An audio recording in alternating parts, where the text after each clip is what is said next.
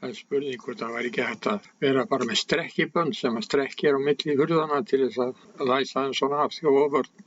Ég breytti tengingunni á gasinu til þess að það yrði þægilegra að skipta út með mismunandi tengingar á gaskútunum. Síðan tengi ég við kerfið með hraðkúplingu. Ætli þessi kútar ætti ekki að duga okkur í þessar 5 vikur sem við verðum úti.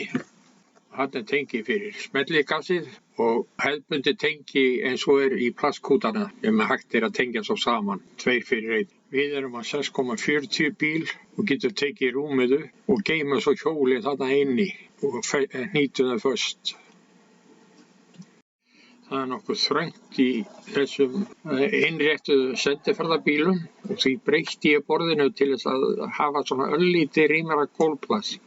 Þarna er ég að taka svona framlengingu, ýti því inn, þetta er borðið, síðan ef við setja þetta baksætinu, konan kannski að prjóna eða hekla, þá er hægt að minnka borðið svona. Síðan til viðbótar er hægt að lyfta þessu upp og færa löppun undir og þá er svona dálítið gott gólfpláss þarna til þess að athafna sig. Svo þessa framlengingu nota ég spellið þarna í gluggakistuna og þarna hef ég tölvuna svona þegar ég er að vinna í henni.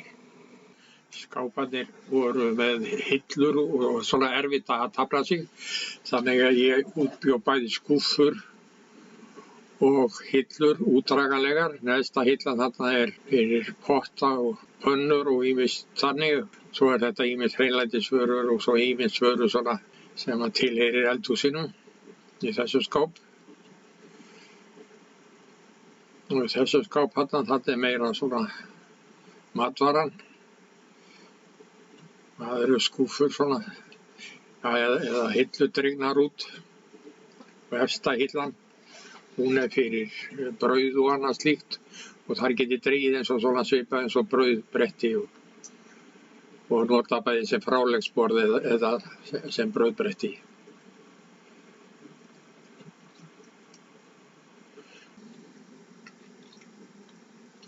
Og síðan er þetta mjór og mjög djúpur skápur fyrir aftan sætin sem var útilokað að vinna með. Nú er þetta útdraganlegt.